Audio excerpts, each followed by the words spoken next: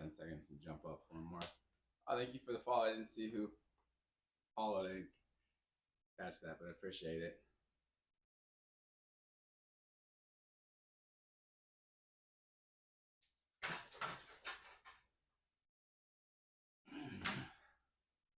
All right, that's enough for that. That one didn't count. But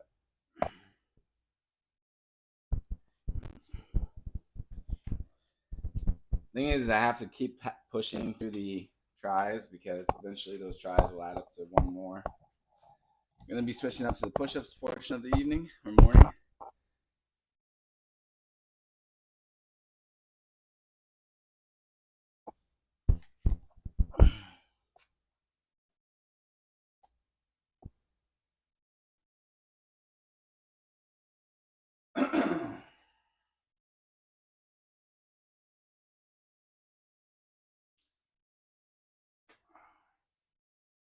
Push-ups are fun.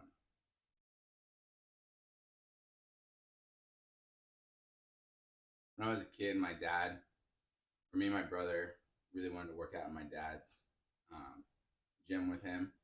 And I think we were around like 5 and 6, and we kept begging my dad. And my dad said, "Okay, if you guys can do 50 push-ups, you guys can work out with me." And he thought there's just no way my kids can do 50 push-ups. So my brother did it first, bust out the 50 push-ups.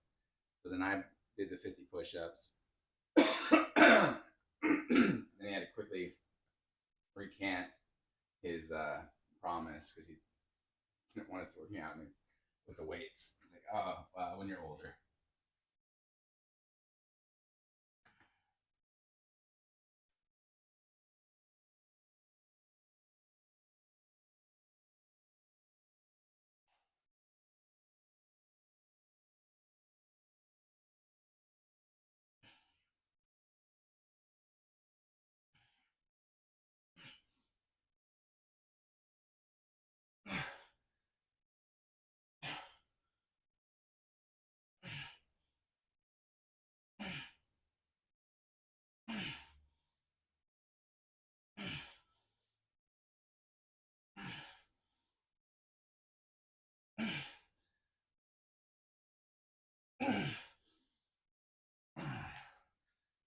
It's 23.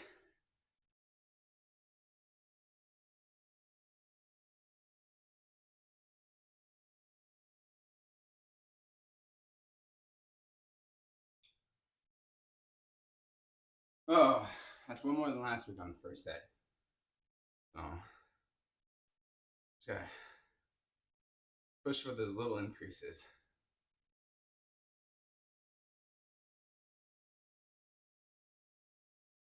Keep pushing.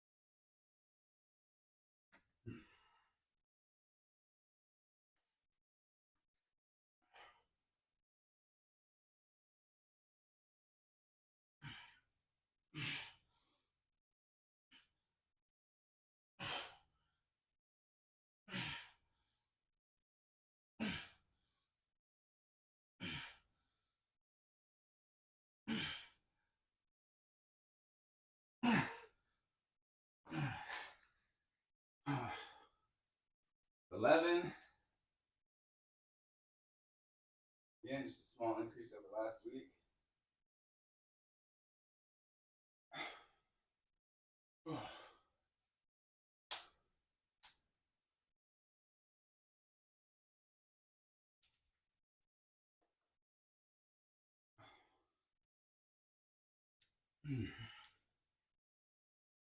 And then I just got to exist in that realm of small increases.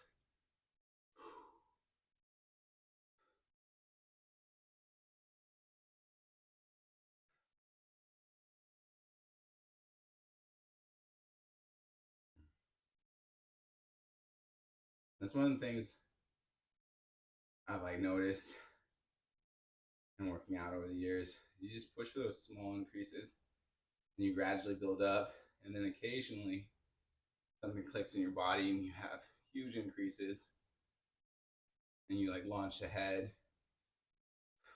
But you just gotta keep up with those small increases. Just push.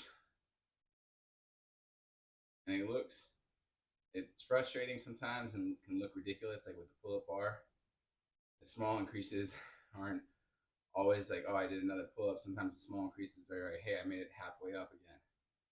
And you do it again, and you do it again.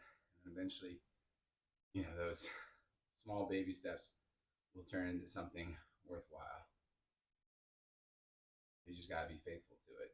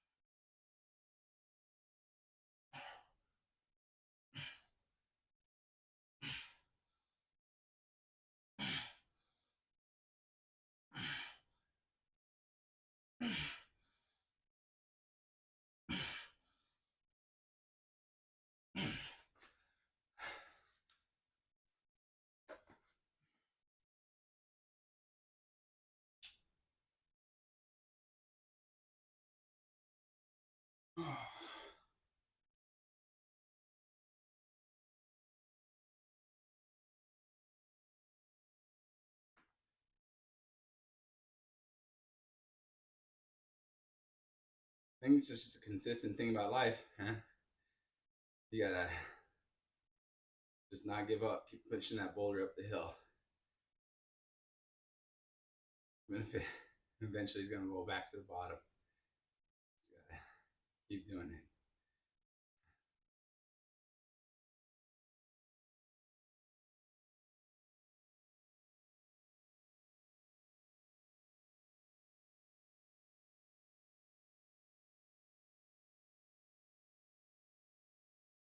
And I'll tell you what though, like one of the things I like about doing this is the accountability of putting something out on the internet and saying you're gonna do something and then having to keep working at it. But two, there's encouragement that comes from it. People pop in, and it's really nice. And I definitely saw like this weekend with my kids how much that encouragement makes the difference. Like the parents that were encouraging their kids did better. You know, it took one kid like over half the game to come out of his shell, but once he did, he was able to score. He scored like 2 goals. But you never would have guessed it during the first part of the game that this kid was gonna really get engaged. But his dad was encouraging him. I was encouraging him, and other people were, and it just was able to get him to get it done. But other kids, they're just parents wouldn't engage. I don't know why, but it was probably could have helped them out, helped their kids out a little bit.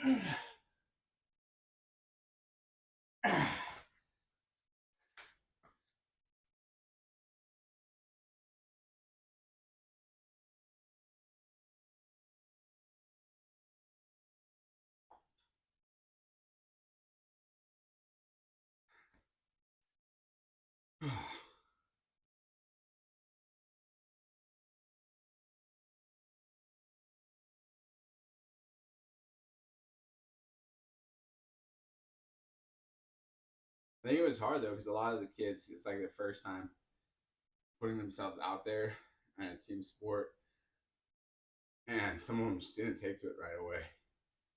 And they were embarrassed, or like that one kid crying. He wasn't the only one that was crying. There were a few kids that were crying. And then there was one kid cried during the whole game. He was like a little 2-year-old, and he was just mad the whole time that he couldn't go out and play with his brother. And this kid, man, when he starts playing sports, he's gonna be phenomenal. Just like I haven't seen a 2-year-old more agile and faster on their feet than this kid. Like one of my kids was walking at 10 months, but still was not as quick as this kid. Asked his dad, I was like, man, when did he start walking? He's like, he hit the ground at like 8 months. And just was an impressive kid. But he was so mad the whole game that he wasn't allowed to play, and his brother was.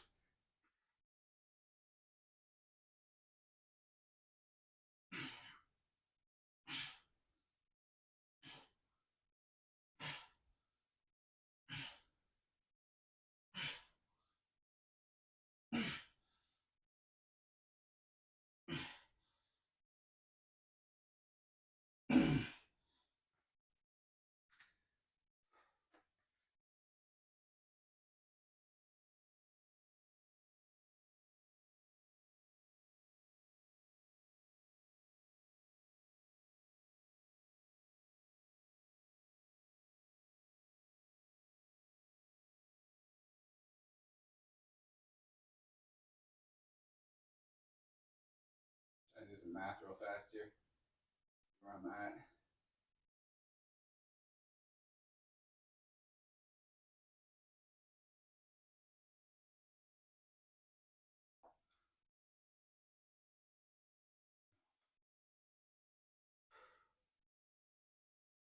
I was excited too. I was worried about like how my kids would handle getting hurt while playing, and they're pretty tough kids. And I watched other kids like get hit with the ball or get kicked in the shin and just fall to pieces and have to run to the sideline and get hugs and cry. And I was I was glad my kids were able to get up every time, dust themselves off, and get back at it. That was nice to see. But they've fallen down, they've gotten hurt. We've done scooters and bicycles, so they've had their share of crashes on those scooters and with those bicycles, especially on the scooters more than the bike. But they've eaten it pretty hard, so they've gotten used to the bumps and scrapes and getting up and shaking it off. My one kid, when you tell him to shake it off, they always get up and literally shake it off. It looks pretty silly. It's pretty funny. We got here. Up, white tidies. How's it going, man? Welcome to my new schedule. Trying to work out these mornings.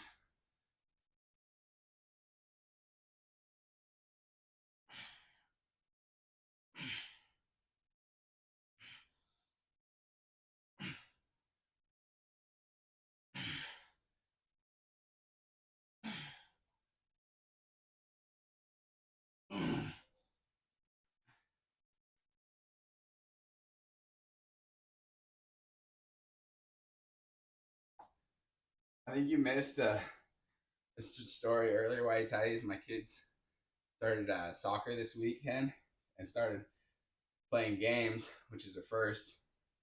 And my youngest was about to play, or not my youngest, my second youngest was about to play their game. And this kid walks to the line from the other team, and he has got the most serious game face on. And he's the stocky, somewhat built kid. And he comes up, looks super tough, ready to go. And I'm on the line, with the kids. We're all lining up, look at him and go, oh man, this kid, this isn't what I'm worried about. He looks like a super tough guy. And as soon as I said it, he like drops his shoulders and just immediately starts crying and sobbing. And I felt so bad. I told the other coach, like, hey, I'm sorry, I didn't mean to make him cry like that. And he was like, oh no, he's just really nervous. And I was like, he didn't look like he was nervous. He looked like he was ready to go. That's the only reason I said anything to him. He said, no, he'll be all right. And then that same kid cried the most of the game. When wasn't crying. He would just stand there. And then the one time the ball came to him, he like started crying as soon as he kicked it away. But felt bad either way. But he looked so ready to go. You would never have guessed it was going to go that way for him.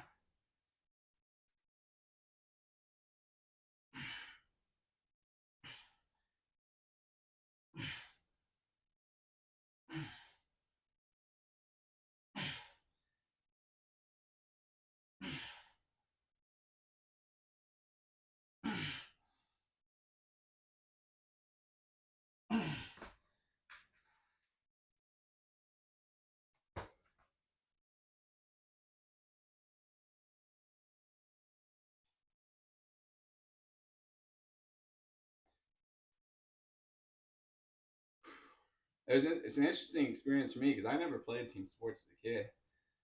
I did wrestling and I did martial arts, but never any team sports. So, and like in this, I didn't know it till we got there. My wife didn't know that the parents are all supposed to be part of the coaching. So there's no assigned head coach, it's just whatever parent steps up. So me and another dad were, coaching everybody. And it's not hard because right now it's just chaos. So, and what cracked me up is they're still doing that. Nobody keeps score, but it seemed like everybody was keeping score.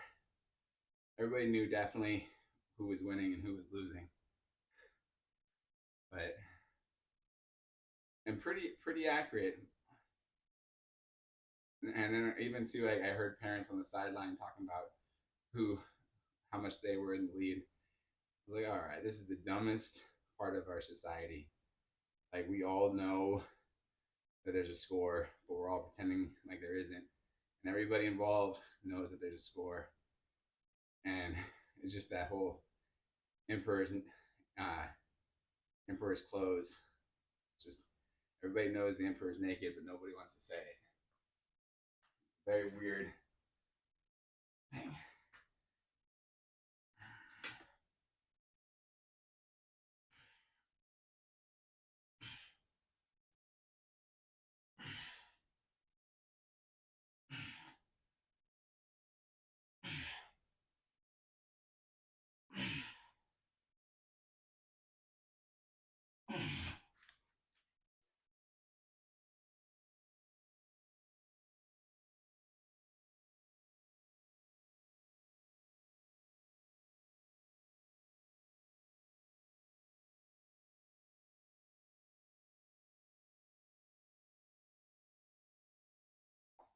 All right, I got 14 more push-ups to break 100.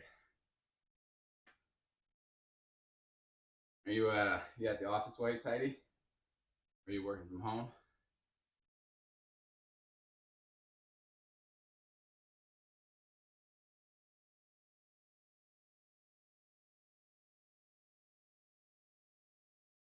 One of my kids is very sociable, and when they were like the first part of the game, I spent the whole time trying to like tell them like when it was time to get the ball, they'd run after the ball well, but as soon as their ball was done, they would walk over to their friend and like start talking again, and I'd be like, no, hey, we're not talking at this point. This is keep getting the ball, can't stop.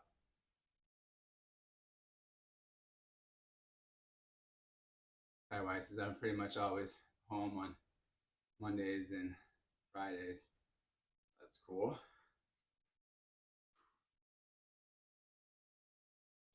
Do you get dressed for work or do you stay ultra casual? You do like the Zoom calls, so at least you have to have like top half is done.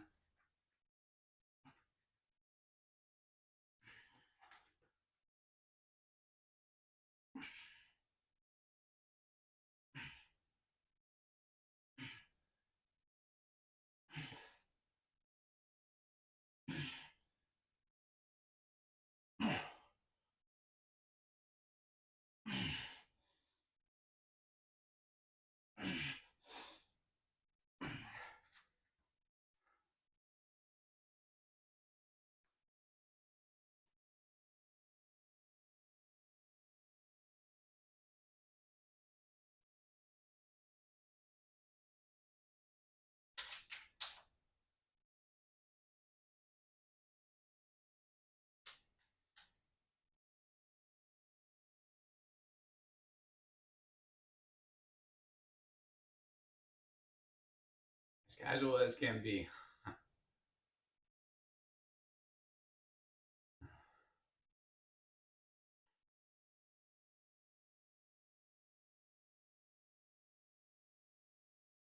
That's fun.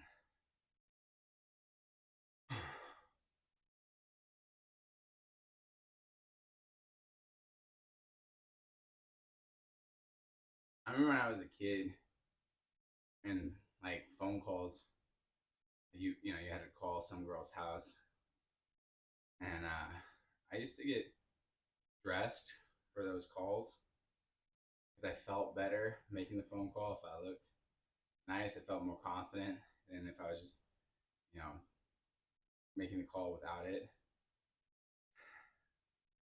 And I felt like even back then it was silly. Like, she doesn't know what you look like right now. You don't have to get dressed. I was like, no, I got it. I'll feel better. Usually work in a robe this morning when I'm at home, lol. Unless I have a call. Put a neat shirt on. Do you just keep like a shirt like nearby that you could throw on real fast? Just a nice button-up shirt, slip-on tie. Do you use the same screen name at work, or is it at work, Mister? You still wear whitey tighties? You just add in the Mister.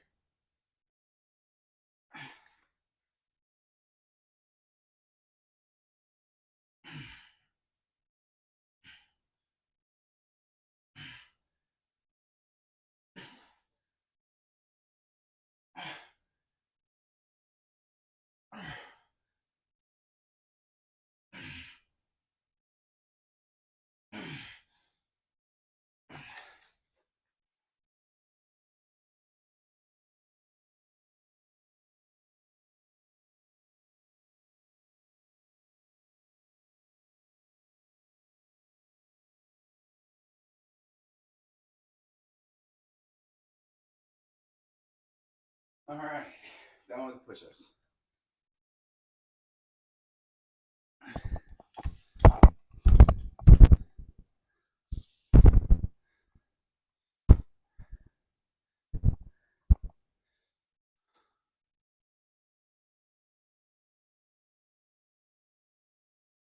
Mister's too much. Mister's tight whities is my father. Oh, good. Good, good.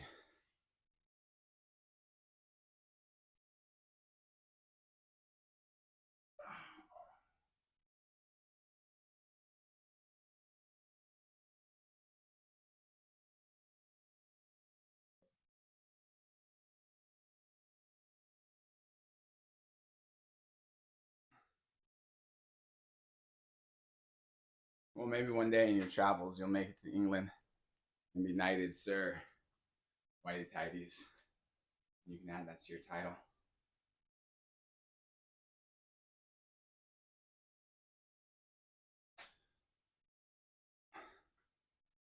One of my favorite, I forget who did it, but there was like a sketch where people had to use their email addresses to get like something, and it was like their oldest one for identification purposes, and they're all like the stuff they had set up when they were in junior high. Super embarrassed by.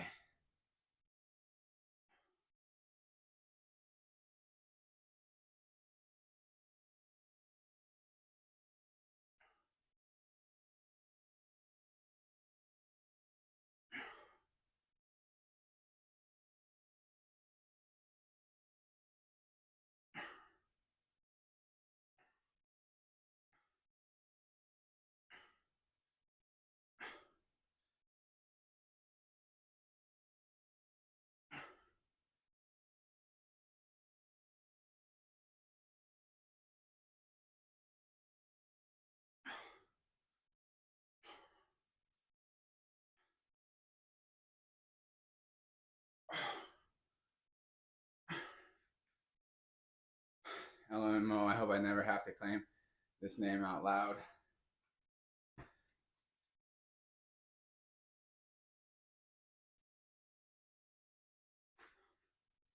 You probably only ever have to claim it out loud if you end up being in a rom-com. If your life turns into a rom-com at any point, it'll come out.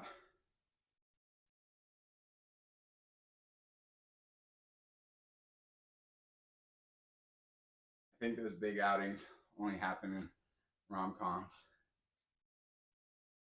One of my favorite rom-com things that people point out that was ridiculous is the first kiss, the forced kiss, where someone's always like, well, if you guys are in a relationship, why don't you kiss? And then they have to kiss each other awkwardly. And someone was like, that has never happened. I've never ever had my brother bring over a girl and been like, well, I don't believe this is official till you kiss her right in front of me. We're all going to judge that kiss. Like, it's never been a part of any situation we've ever been in. But for some reason, it's in like every other rom-com movie. We gotta kiss.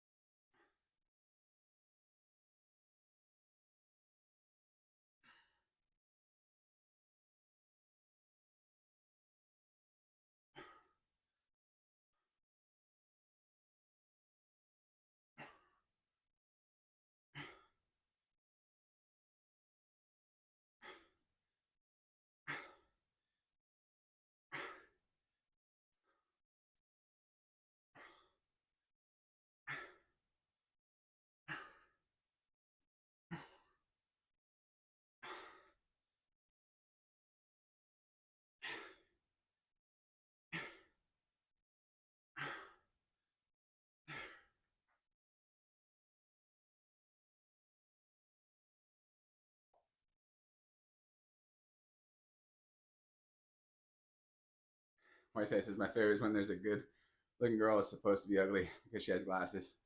But then when she takes them off, suddenly everyone realizes she's beautiful. Yeah, that's a good one. When I was in high school, I liked trying to figure out who was like going to be the most beautiful. Because junior high and high school, people will go through an awkward stage, but if you can see past it, you can tell like, oh no, that person's going to be absolutely stunning in like 2 years.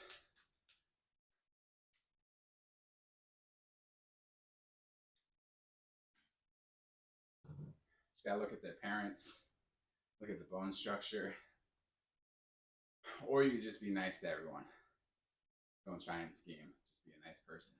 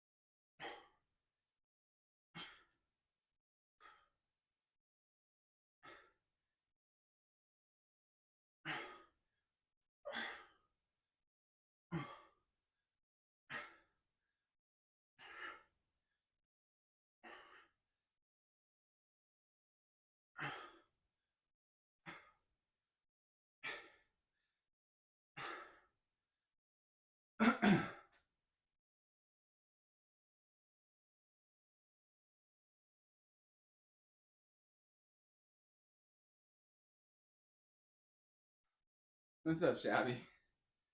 My favorite one I saw is just talking about like couples having to explain from rom-coms, explaining how they met.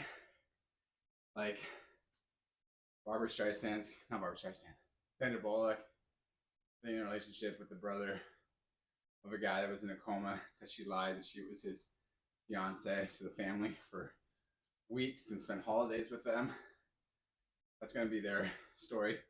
Oh, how'd you guys meet? Well, crazy. My brother fell on a train track. She saved him, and she pretended like she was engaged to him.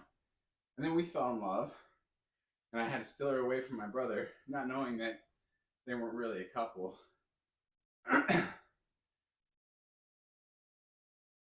Be an awkward story to tell for years.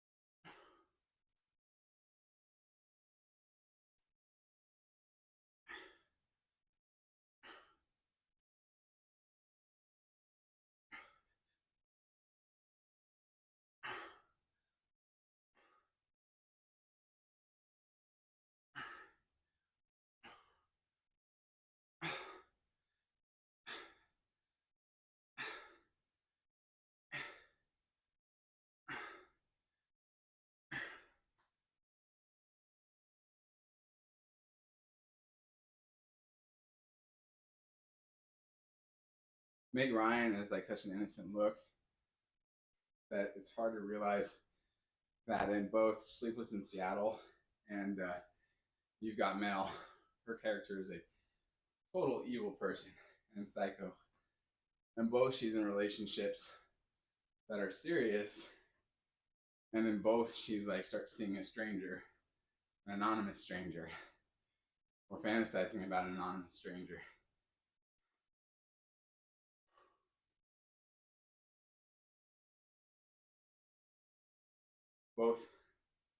Both characters are creepy.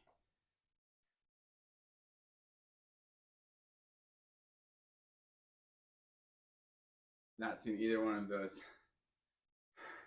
to be honest. Yeah, if you do, they're just step away from the comedy of it and realize that she's a psycho.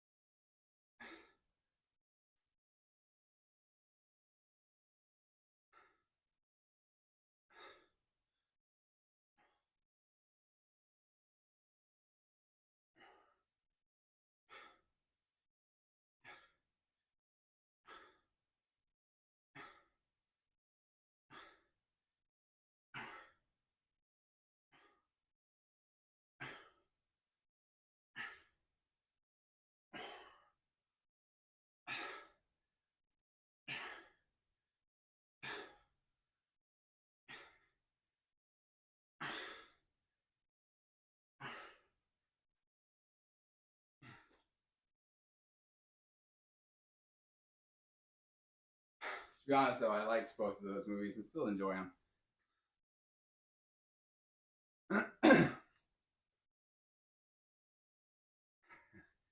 And I didn't notice how full on crazy they were until somebody else pointed it out.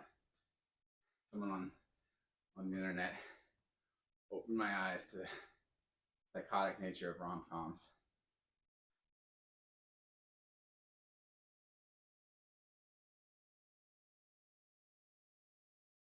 I think though, and I've just decided, the first time my little brother brings home a girl, I'm gonna do that rom-com trope. I'm gonna insist that I don't think they're a couple until they kiss.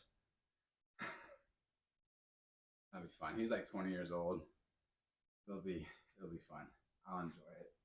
I won't actually make him do it, but I'll be like, I don't know. How do I know you didn't just meet this girl on Craigslist because you were too embarrassed to come here without a date?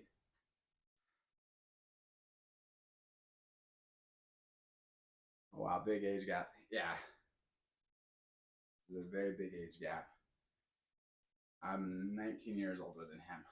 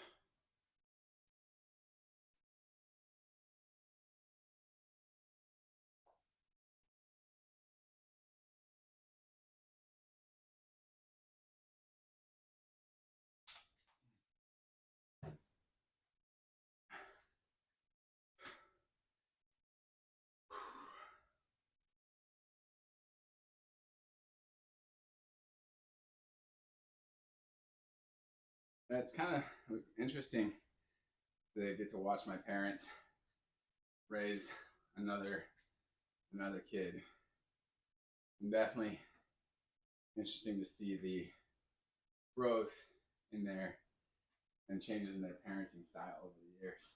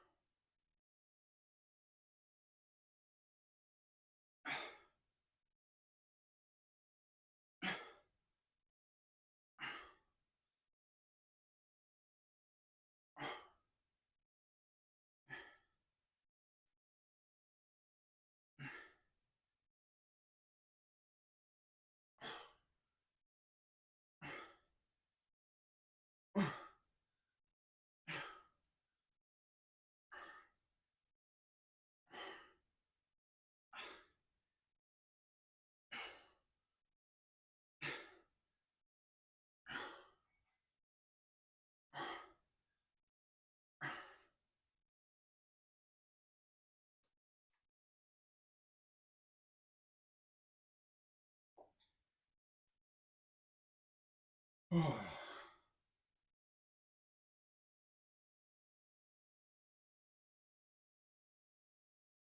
think it's cool though. I think the one thing that's nice is they definitely got better as parents. Not that they were bad parents for us, but there are definitely things that like they improved on. And I think it's cool. I think it's cool that you see your parents improve and get better. And I think it's a nice lesson. There was a part of me that was like, huh, I would have gotten spanked for that. I would have gotten spanked really hard for that. That's where I would have been in trouble the most. But you just realize, oh, they're just learning. They're doing different tactics. So I got to be the guinea pig. Yeah. Well, I was on hands down. I'm the middle of the original three. I'm the middle child, and I definitely got way more spankings than anyone. More thumps on the head. My dad thumped us on the head. He got way more than anyone else. Nobody got it worse than me. And that's just not because I was the middle. Like, that's factual.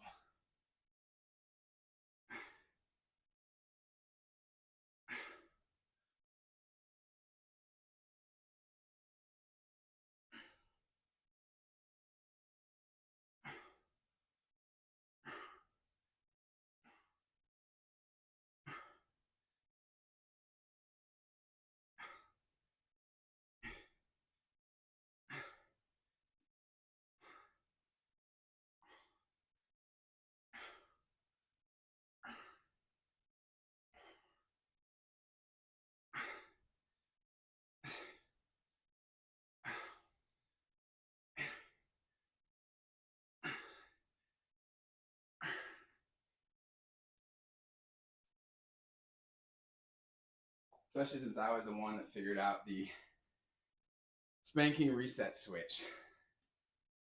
I realized there was only the legal amount that my parents could spank me before it was crossing the line from discipline to beating.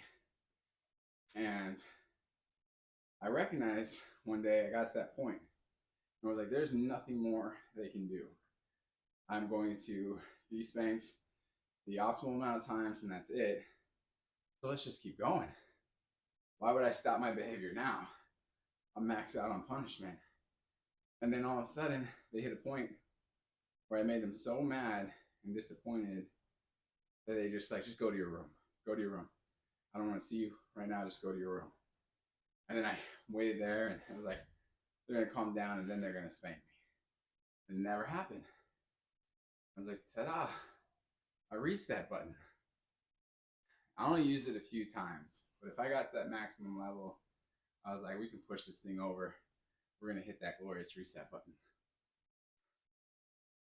It's a good thing they didn't realize what I was doing. Then I would have been in, they would have figured it out and figured out some way to make it bad for me.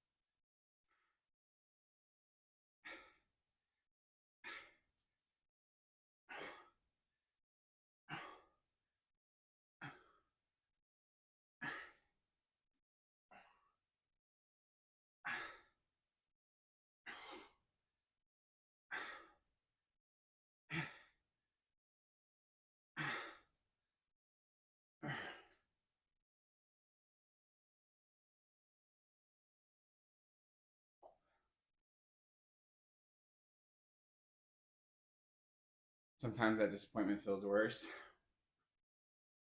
Yeah, but not as much as spanking. I can deal with disappointment.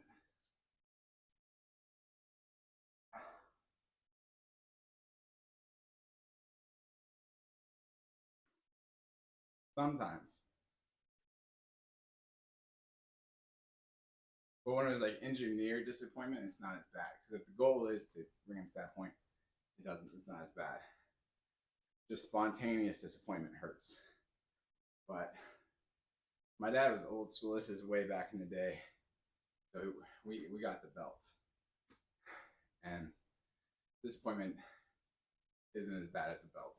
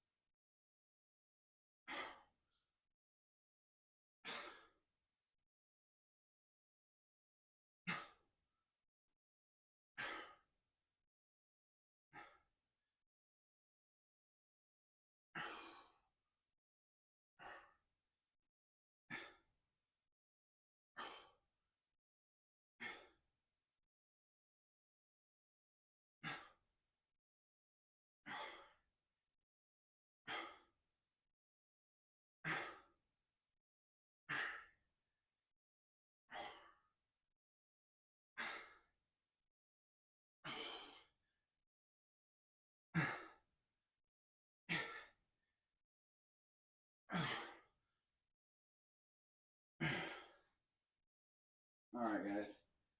That is it. 300 squats. I'm done for the day. Bye, Titus. Thanks for hanging out. Hope you have a good day. Rest of you, thank you guys. Thank you so much for dropping in. Shabby, thanks for dropping in. Thanks for lurking. Appreciate it. God bless you guys. We'll do.